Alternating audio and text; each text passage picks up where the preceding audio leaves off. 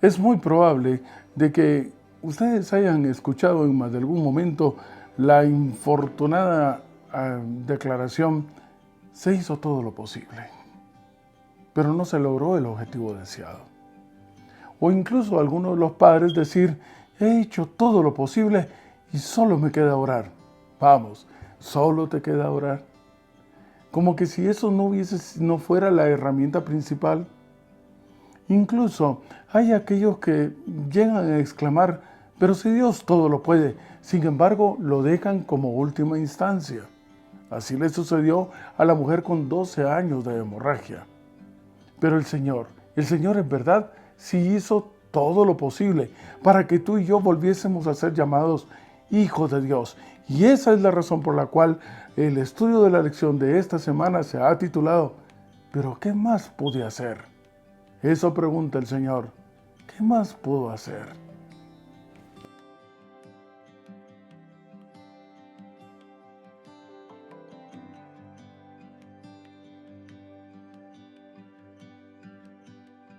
Y me encuentro buscando en el Antiguo Testamento un versículo que lo hemos usado con muchísima frecuencia. A mí me encanta porque realmente es la esencia de la misericordia de Dios, de su amor. Se encuentra en el libro de Miqueas, en el capítulo 7 y el verso 18.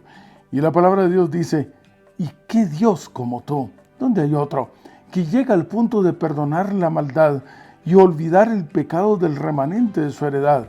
Es que no retiene para siempre su enojo, porque se deleita en misericordia, y es que simple y sencillamente Él es amor. Y surge una pregunta que es aparentemente tal vez algo controversial. Por lo menos parece que Satanás no lo tiene muy claro todavía, y aquellos que lo siguen. ¿Puede realmente llegar a vencer en este conflicto las huestes del mal? La respuesta categórica y contundente y sin duda alguna es que no es posible. No es posible que la criatura pueda vencer al Creador si depende de ella incluso para vivir, dado que la única fuente generadora de vida es Dios mismo. Sin embargo, parece que cegado por su vanidad, se enalteció a tal punto que pretendió y pretende todavía ocupar el lugar que le corresponde a Dios, a ser semejante al Altísimo, buscar la adoración. Y eso es lo que encontramos en el libro de Ezequiel, en el capítulo 28 y el verso 17. Sigo en el Antiguo Testamento. Dice la palabra de Dios en Ezequiel, en el capítulo 28, y estoy en el verso 17. Acompáñenme, por favor. Se enalteció tu corazón a causa de ¿qué? De tu hermosura. Corrompiste tu sabiduría a causa de tu esplendor. Apreciados amigos y hermanos, el principio de la perdición es dejar de ver a Jesús, dejar de ver al Creador, dejar de ver al dador de la vida. En el momento en que tú pones tus ojos en los demás, o incluso en el caso de Satanás, que los puso en sí mismo, se desprende de la fuente de la vida, comienza a enaltecerse, pretende que su hermosura, que lo ha cegado su vanidad por completo, pueda ser generadora de vida y le dé una eternidad que no existe. No podía prevalecer. Así que, de nuevo la pregunta es incomprensible cómo es que el enemigo ha podido todavía hasta el día de hoy pretender que puede llegar a vencer en este conflicto. Él morirá sin duda alguna siendo el príncipe de este mundo, tal y como lo declara la palabra de Dios en Juan capítulo 14, verso 30. Pero entiéndase que príncipe etimológicamente es aquel que aspira a ser rey, pero que no llegó a ser rey. ¿Por qué? Porque inevitablemente la consecuencia natural de estar desprendido de la fuente de la vida es morir. Eventualmente morirá. Pero yo digo, bendito y alabado sea el nombre de Dios, porque la consecuencia natural de estar sostenido y aferrado a la fuente de la vida es vivir. No es un regalo, es una consecuencia natural. Y es que, apreciados amigos y hermanos, Dios es un Dios solo de vivos. No. Tú dirás, Dios es un Dios para todos, pero no. De acuerdo a la palabra de Dios en Lucas capítulo 20, verso 38, Dios es un Dios únicamente de vivos. Y es que aquí debemos de empezar a tener la mente de Cristo, a comprender las cosas como las ve el cielo. Vivo no es aquel que se llena los pulmones de oxígeno y cuyo corazón está latiendo. Vivo es aquel que ya no vive él, sino que vive Jesús, el Eterno, en su lugar. Y Dios solamente puede ser un Dios para aquellos que han establecido y desean establecer una relación íntima con Él. Él está ahí esperando, tocando la puerta de tu corazón. Y quiere ser tu Dios. Y quiere ser tu Salvador. Y quiere ser tu Redentor. Y quiere que tú vivas para siempre. Y quiere que vuelvas a ocupar el lugar que te corresponde por naturaleza divina. Si le dejas entrar, entonces podremos decir que tienes un Dios, que tienes a un Salvador, que tienes a un Creador, que tienes a un Redentor y que sin duda alguna serás reconocido como hijo de Él. Pero tienes que establecer esa relación. Sigo diciendo que es incongruente cómo es que hasta el último instante el enemigo todavía pretende de que Él podrá vencer. Pero la palabra de Dios es clara. Y en el Nuevo Testamento, en el último libro de la Biblia, en el libro de Apocalipsis, en el capítulo 17 y el verso 14, la palabra de Dios dice claramente lo siguiente. Apocalipsis capítulo 17, verso 14, pelearán contra el Cordero. Vamos, es que todavía no se entiende. Si pelean es porque pretenden que todavía tienen alguna posibilidad. Pelearán contra el Cordero, pero el Cordero los vencerá, claro está, porque Él es Señor de señores y Rey de reyes, y los que están con Él son llamados y elegidos y fieles. Y tome nota que me llama mucho la atención la redacción en el verso 14, en donde al referirse a Dios, Señor va con S mayúscula y los demás, el plural de señores va con S minúscula, igual lo hace con el vocablo rey y reyes. Él es el único Dios.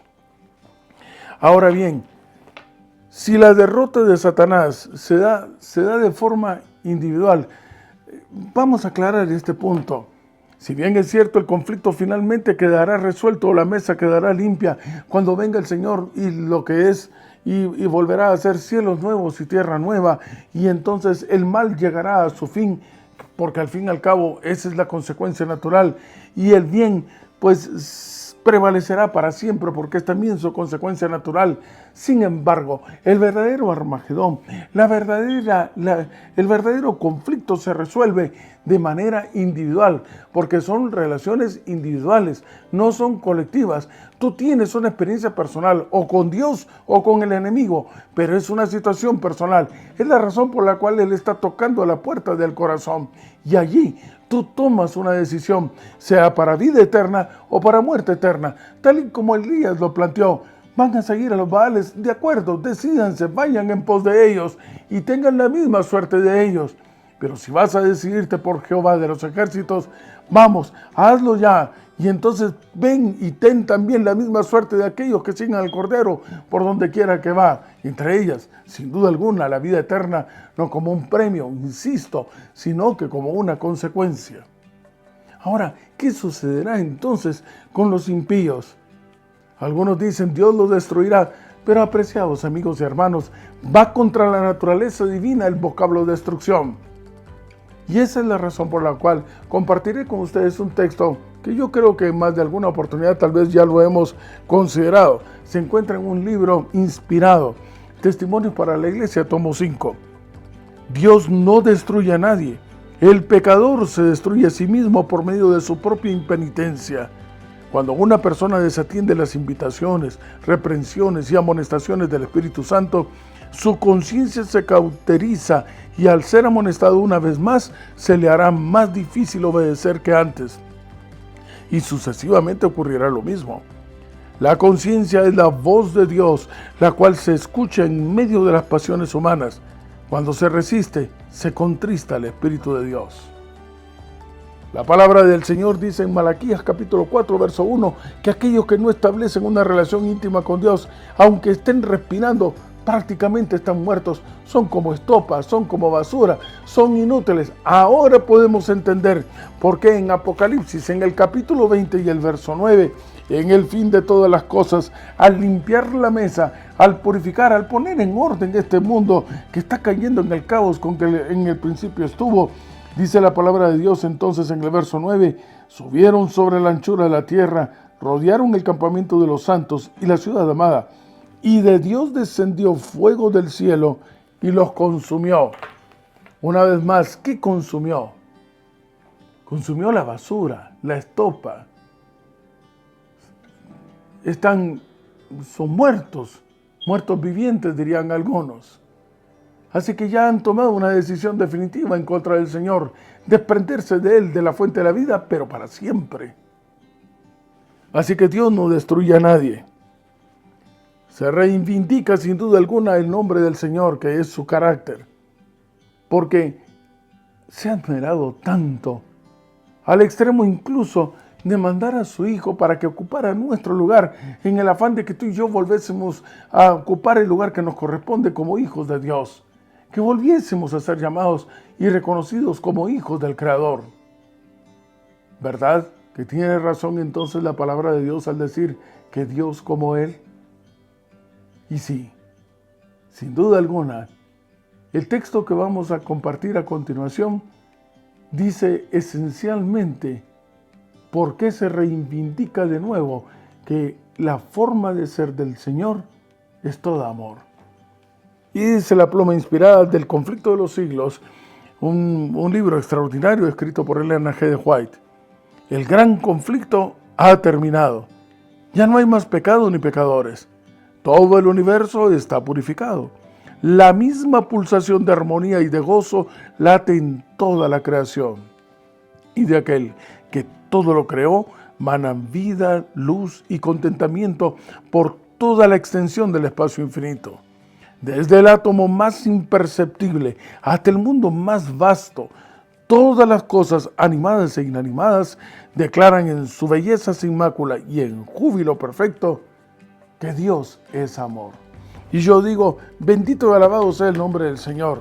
Me causa un enorme regocijo, una enorme felicidad saber que los trillones de células que están componiendo mi organismo, que tienen una información en esas moléculas de agua con oxígeno y electricidad, la primera información que recibieron fue de que existe un Dios y que Él me ama a mí. Y se traslada esta información de una manera natural por las generaciones de generaciones. Nadie puede desconocer que existe un Dios, pero sobre todo nadie puede desconocer que somos de enorme importancia para el Señor como la niña de sus ojos. Y esa es la razón por la cual, sin duda alguna, vamos de regreso a casa, un lugar en el cual no solamente es el que nos corresponde estar, sino que sobre todo un lugar en donde las hojas de los árboles, las estrellas del universo, absolutamente todo, pero desde lo más íntimo tu propio organismo declarará en júbilo perfecto que para Él es la honra y la gloria, porque es nuestro Redentor, porque es nuestro Salvador, porque es nuestro Creador, porque cada una de nuestras células le han aceptado como Señor de señores y Rey de reyes. Dios es amor y nosotros somos la prueba viviente de que eso es verdad por la eternidad.